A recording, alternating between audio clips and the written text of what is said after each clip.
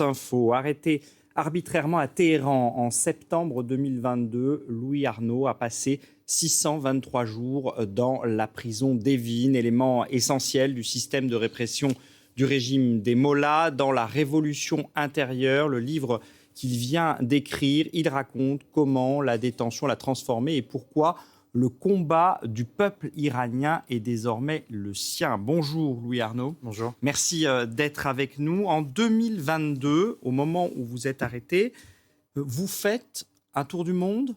Pourquoi passer par l'Iran ? Alors, j'étais déjà passé par l'Iran quelques années plus tôt et j'étais vraiment tombé Amoureux de ce pays. J'avais été envoûté par les faïences des mosquées, par la douceur des maisons de thé, par ces petites cours ensorcelées. Et vraiment, c'est l'hospitalité de ce peuple avec cette poésie qui s'enracine jusque dans le langage. Et voilà, et évidemment, mon cœur n'aspirait qu'à y retourner. Et donc, c'est une étape très importante pour ce tour du monde. Y compris en bravant une forme de danger, parce qu'on est en 2022, vous êtes quelqu'un d'informé, depuis déjà longtemps, le Quai d'Orsay met en garde les ressortissants français, on l'a vu encore dernièrement, avec certaines personnes qui ont aussi été arrêtées sur place, met en garde contre ce régime qui n'hésite pas à arrêter de façon arbitraire. Alors attention, parce qu'effectivement, oui, ça on le sait aujourd'hui. Effectivement, c'est très clair et ça fait partie des informations qui sont sur le site En du 2022, ministère non. des Affaires étrangères. À l'époque, non. Et moi, j'avais fait extrêmement attention. Alors, je sais que l'Iran n'est pas un pays comme les autres. Il faut faire très attention. J'avais suivi toutes les instructions. Et effectivement, à l'époque, on ne parlait pas d'arrestation arbitraire, on ne parlait pas de prise d'otage. Et donc, moi, je faisais extrêmement attention de respecter toutes les consignes, de me tenir à l'écart de tout rassemblement. Vous vous sentiez en sécurité quand vous êtes arrivé ? Bien sûr, Oui. il n'y avait aucune raison de ne pas se sentir en danger, en sécurité. Et en suivant toutes les recommandations, il n'y avait pas de raison que ça se passe mal. Alors, votre arrestation, elle intervient en 2022, alors que Mahsa Amini est morte le 16 septembre de la même année. On est à une période charnière, on va dire. Il y a évidemment le mouvement Femmes, Vie, Liberté. Il y a ces volontés de changement incarnées par les manifestations, la population dans les rues, en tous les cas une partie d'entre elles. Est-ce que vous comprenez, vous, pourquoi vous êtes arrêté ? Parce que vous ne participez pas à ces manifestations. Vous n'êtes pas dans la rue pour manifester, même si sûrement que vous partagez le combat, mais ce n'est pas votre débat à ce moment-là. Non, absolument. Je n'y suis pas. Alors, il faut aussi comprendre que moi, j'ai été arrêté vraiment au tout début du mouvement, à une époque où ça n'avait pas encore pris l'ampleur que ça a pris par la suite. Et donc, les choses étaient encore contenues. Et donc, il ne semblait pas y avoir de grand danger. Moi, je surveillais la situation. S'il y avait un problème, effectivement, je sortirais du pays. Mais jusque-là, il n'y avait pas de raison de s'alarmer. Tous les Iraniens autour de moi ne s'alarmaient pas. Et on ne parlait encore une fois pas d'otages. On était encore au début de ce mouvement Femmes, Vie, Liberté. Du coup, quand vous êtes arrêté, comment ça se passe et quel est votre sentiment ? J'imagine que vous êtes interloqué, à minima. C'est la sidération. On est kidnappé en pleine rue par des gens qui ne se présentent même pas, qui ne parlent, qui ne font que hurler des injonctions farcies, qui nous arrêtent extrêmement brutalement. Quand on finit par tomber sur un responsable qui parle anglais, là on nous dit que on va juste nous conduire dans un commissariat, qu'on va nous poser quelques questions, qu'on pourra repartir le lendemain, et c'est tout. Sauf que c'est la mécanique du mensonge. Comme un interrogatoire, quoi. Alors, au départ, ça devait être un interrogatoire. Non, à ce moment-là, c'est juste, on a juste quelques questions à vous poser. On ne peut pas vous dire pourquoi on vous êtes arrêté. On verra plus tard. Et là, vous vous retrouvez non pas dans un commissariat, mais dans la pire prison d'Iran. Exactement. Et je crois que c'est très important de décrire ce qui s'y passe parce que c'est le cas c'est le cas de dizaines de milliers de personnes qui ont été arrêtées pendant les manifestations aujourd'hui. Vraiment, cet endroit, c'est un abattoir. J'ai vu les visages tuméfiés qui rendent l'interrogatoire, les crânes qui ont été fracassés contre le sol. J'ai entendu les hurlements de ces femmes qu'on bat pour les soumettre ou pour les violer. Et à ces cris, à ces visions qui vous hantent, qui ne vous abandonneront jamais, s'ajoutent de nombreuses formes de torture morale. Et l'une d'entre elles, c'est le mensonge. Le mensonge sur vos proches qu'on n'hésitera pas à tuer ou à violer, sur sur la torture qu'on vous promet, sur votre pays qui vous a probablement abandonné. Et une fois que la porte de la cellule se referme, là, on se torture soi-même par l'esprit qui tresse les scénarios de l'horreur.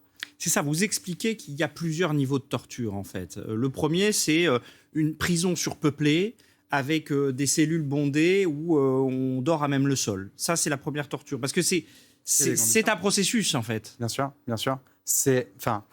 Il y a ces formes de torture-là, effectivement, physiques qui existent. Effectivement, c'est ces cellules sans fenêtre où vous dormez allongé à même le sol, sous des éclairages qui ne s'arrêtent jamais, qui vous fouillent littéralement le corps. Mais après, il y a toute une gamme de tortures psychologiques et morales qui sont extrêmement nombreuses. Des tortures qui sont là avec un objectif précis. Absolument. C'est forcer des aveux d'espionnage, en tout cas pour les étrangers. Mais pour les Iraniens, c'est les forcer à avouer devant la télé, face caméra, sur les choses qu'on aura décidé de le faire avouer. Et c'est la même dynamique qui est en jeu. Parmi ces tortures, sans doute il y a évidemment des tortures physiques, mais sans doute que les plus terribles sont psychologiques. Vous diriez ça comme ça? Alors, si on peut faire une gradation des tortures. Il faut quand même bien garder en tête qu'il y a la torture physique qui existe, qui est extrêmement réelle. C'est horrible. Mais la torture psychologique, en fait, le seul fait de voir ces choses, d'entendre ces cris, d'être hanté par la menace en permanence, est une torture. Parce qu'à ce moment-là, c'est l'esprit qui tord le réel. C'est comme si on vous avait injecté un poison qui infiltre les veines, qui attaque le cerveau. Et chaque instant devient un massacre contre soi. Et de cette torture-là, il n'y a aucune échappatoire. Autre torture, c'est l'absence de perspective. C'est-à-dire qu'il y a toute une période où vous êtes enfermé sans savoir si vous serez jugé, si vous pourrez sortir, s'il y a de la lumière au bout du tunnel. De toute façon, vous ne le saurez jamais. Effectivement, ça fait partie des tortures. Au cœur de l'horreur, parce que là, évidemment, on ne peut pas se mettre à votre place, mais on sent bien, même si vous le dites avec des mots très pesés, on sent bien que vous êtes au cœur de l'horreur. De là, vous arrivez à vous relever. Il y a quelque chose qui est de l'ordre de... Vous avez tellement touché le fond que vous ne pouvez que rebondir. Est-ce qu'on peut le dire comme ça? Et est-ce que vous pouvez nous dire comment vous arrivez à rebondir? Alors effectivement, c'est l'histoire de cette lente métamorphose qui m'a permis de m'extraire de ma condition d'esclave au milieu des enfers. Et c'est un long processus avec bien des étapes et bien des périls. Mais la chose la plus importante et qui traverse toute cette révolution intérieure, et c'est la chose la plus fondamentale que j'ai apprise auprès des prisonniers politiques iraniens, c'est que la liberté ne se donne pas, elle se prend. Que même au cœur des enfers, même enchaîné dans la pire des prisons qui soit, il est possible de refuser la servitude. Il est possible de refuser ce statut de victime qu'on veut nous imposer. Et il y a ce moment fondateur pour moi où on m'amène devant le procureur qui va très certainement m'asséner une très lourde peine de prison et où, pour la première fois, je relève la tête, je déploie mes épaules. Plus jamais je ne baisserai le regard. Et à ce moment-là, je décide qu'en tenant ma dignité, j'affirme ma liberté. À l'image de mon très grand ami Pedram Madani, un homme d'une bonté et d'une force absolument hors du commun, qui a été faussement accusé d'espionnage, qui a été torturé, qui a été exécuté, mais qui jusqu'à la dernière minute a souri à son bourreau pour lui montrer qu'on ne pouvait pas l'avilir, parce que lui aussi avait décidé d'être libre. Et à ce moment-là, vous vous identifiez aux Iraniens, vous devenez Iranien. C'est-à-dire qu'il y a des gens qui attendent des papiers. Des fois, il y a un moment où, au cœur de cette horreur et de cette prison d'Evin, vous devenez Iranien. Effectivement, c'est un des éléments très importants de cette révolution intérieure qui m'a sauvé. Et elle est traversée de rencontres, et notamment celle de Mohsen Shikari. Mohsen Shikari était un manifestant qui avait 22 ans à l'époque. Il en paraissait déjà 10 de plus à cause de cette corrosion qu'engendre la suffocation de liberté. Et il m'avait confié qu'il était descendu dans la rue pour avoir un peu plus de dignité, un peu plus de liberté. Sauf que pour ça, Mohsen a été exécuté. Et moi, à ce moment-là, alors que jusque-là, je sympathisais avec ce peuple, mais je détournais le regard, j'avais peur. Mais à ce moment-là, je comprends que je ne peux pas me dérober à ce qui existe, à ce que je vois. Et qu'il sera de mon devoir de tenir la parole de ce peuple, de mon peuple. Parce qu'effectivement, à ce moment-là, il y a une transformation qui a lieu. Et mon individualité s'efface. Je deviens l'un d'entre eux. Je deviens iranien, combattant pour la liberté. Et ce sont eux qui m'ont sauvé, en m'accueillant parmi eux, en m'ouvrant à une humanité et en donnant un sens à ma souffrance. Et d'ailleurs, vous faites tout un tas de rencontres dans cette prison d'Evin où il y a évidemment, on imagine, beaucoup de monde, beaucoup d'opposants, des intellectuels, des savants, un prix Nobel de la paix. Effectivement, on appelle Evin l'université d'Evin, où j'ai pu côtoyer l'élite intellectuelle de ce pays et effectivement les plus grandes figures de l'opposition. Parce que Evin, c'est pas juste une prison, c'est le symbole de la répression, mais c'est aussi le cœur de la résistance. Et effectivement, avec des figures comme Narges Mohammadi, qui reçoit le prix Nobel de la paix pendant que nous sommes en prison, et je me souviens encore des cris de joie des femmes dans le bâtiment juste à côté de nous, mais aussi tous ces manifestants où j'ai pu voir évoluer ce mouvement Femmes, Vie, Liberté, parce que j'en ai côtoyé des centaines d'entre eux, et notamment ce tournant vers la révolution, où les détenus se sont eux-mêmes soulevés pour tenter de prendre le contrôle de la prison, jusqu'à mettre le feu aux réserves de gaz, dans une scène de guerre et d'atrocité qui ne me quittera jamais. Et effectivement, c'est toute cette lutte qui existe dans cette prison, entre le régime et les opposants, que je documente aussi dans ce livre. Alors, Louis Arnaud, on va continuer à parler de votre parcours, mais puisque vous parliez à l'instant de Narges Mohammadi, lauréat du prix Nobel de la paix en 2023, on vient d'apprendre qu'un tribunal iranien a condamné cette militante des droits humains de 53 ans à 6 ans de prison. Vous, qui avez été aussi condamné par les Iraniens, vous qui avez été détenu à Evin, ça veut dire quoi, cette condamnation ? Ce que ça veut dire, c'est toujours cette répression, et effectivement, c'est le signe qu'elle devient encore une fois beaucoup trop dangereuse. Mais ce qu'il faut souligner ici, surtout, c'est le courage de cette femme, et à travers elle, de tous ces prisonniers politiques qui ne sont pas aussi célèbres qu'elle, mais elle qui a déjà été emprisonnée des dizaines de fois, qui est dans une condition de santé extrêmement préoccupante, qui est à nouveau emprisonnée, mais qui fait le choix de rester en Iran et de se battre pour son peuple, alors qu'elle n'a pas vu ses enfants qui sont réfugiés en France depuis plus d'une dizaine d'années. Et vraiment, c'est un courage qui mérite toute notre admiration. Alors vous aussi, vous êtes jugé et condamné pour espionnage. Et puis, il y a des négociations et vous êtes libéré. Vous aurez parcouru 623 jours au sein de cette prison d'Evin. Contrairement à d'autres, vous décrivez votre libération non pas comme une délivrance, mais comme une déchirure. On va voir ces images de votre arrivée en France, accueillie par le ministre des Affaires étrangères de l'époque. C'était en juin 2024. Vous arrivez chez vous, mais vous le vivez très mal parce que ça n'est plus vraiment chez vous. Exactement, et c'est là où cette histoire prend encore une fois toute sa singularité. C'est que cette révolution intérieure par laquelle je me suis sauvé, elle m'a également condamné. Et même si je suis immensément reconnaissant envers la France, envers tous ceux qui se sont battus, qui sont mobilisés pour que votre libération soit possible, dans un élan d'humanité absolument extraordinaire et qui, je trouve, donne foi en l'humanité.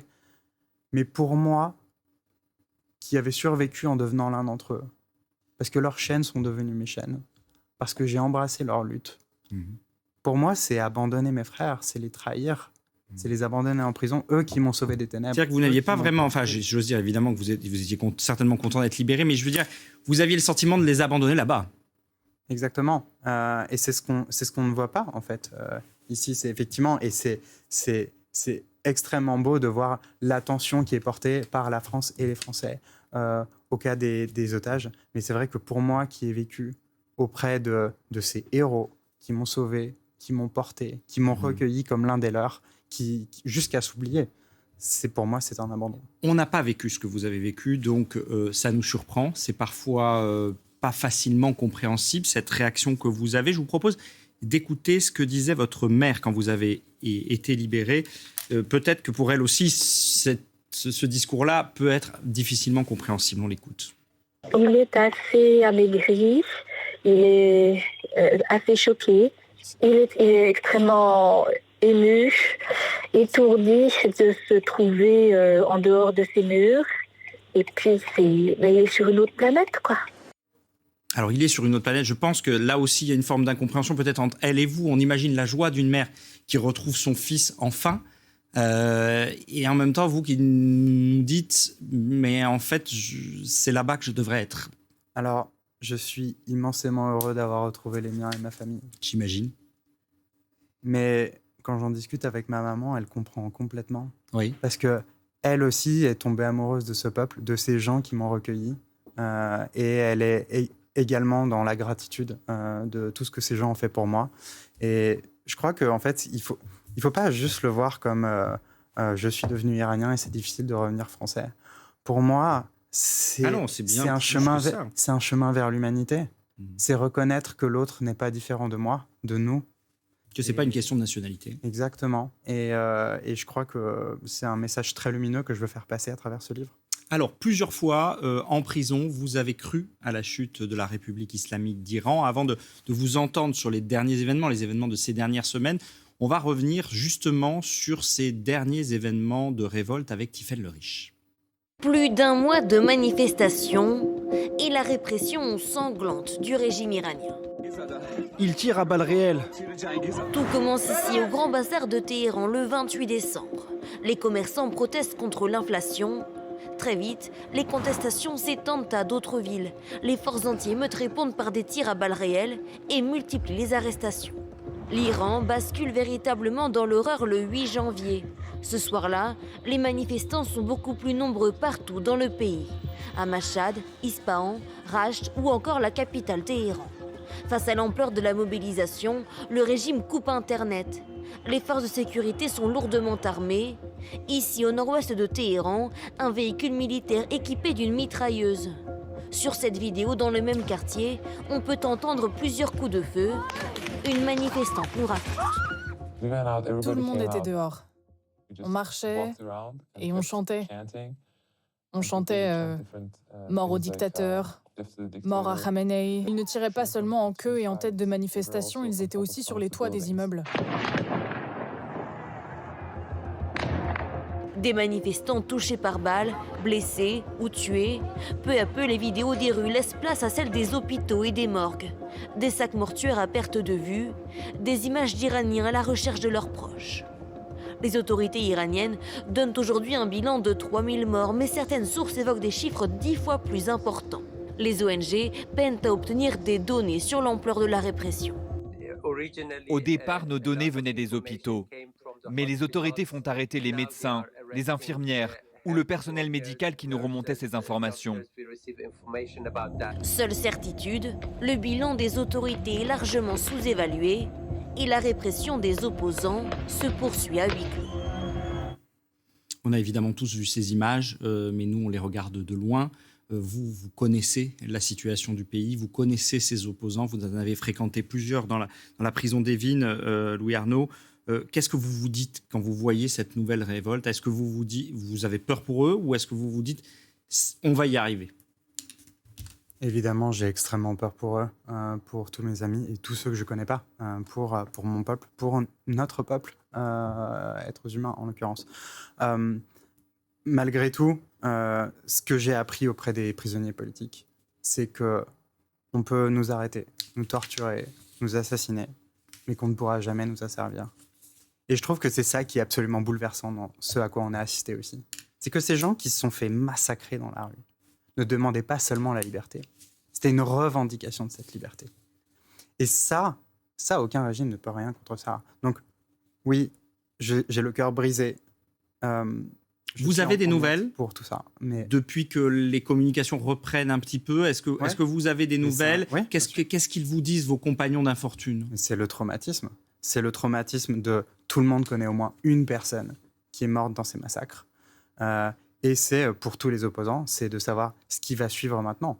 Et dont on va très peu parler probablement dans les médias parce que ça va être derrière le voile des prisons. C'est la répression, c'est la vengeance de la République islamique sur les opposants et ça va être absolument terrible. Ce week-end, les négociations ont débuté entre Iraniens et Américains à Oman. Est-ce que vous vous dites qu'à ce stade, les mollahs ont gagné? Je veux dire, ils ont réprimé la révolte. Et en venant, en quelque sorte, parce qu'ils sont les seuls interlocuteurs aujourd'hui, à la table des négociations, il pourrait y avoir le sentiment que la communauté internationale les réhabilite. Il y a ce sentiment d'abandon qui est terrible, surtout après ce volte-face dont a fait preuve Donald Trump. Voilà.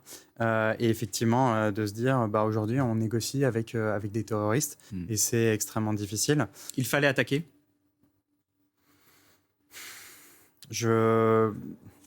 Je ne pense pas, de mon côté. En tout cas, j'étais comme tous les Iraniens, à espérer à un moment, à croire que le régime américain, que les Américains allaient tout faire pour venir en aide aux manifestants et faire tomber ce régime. Ça n'est pas le cas. En fait, on voit que le seul objectif, c'est d'avoir des objectifs politiques américains.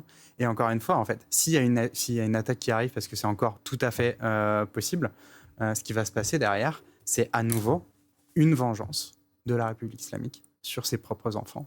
Et dans tous les cas, le peuple iranien aura perdu. Merci beaucoup, Louis Arnaud, d'être venu nous apporter votre témoignage durant ces 623 jours dans la prison d'Evin. Je rappelle votre ouvrage « Ma révolution intérieure » aux éditions des Équateurs.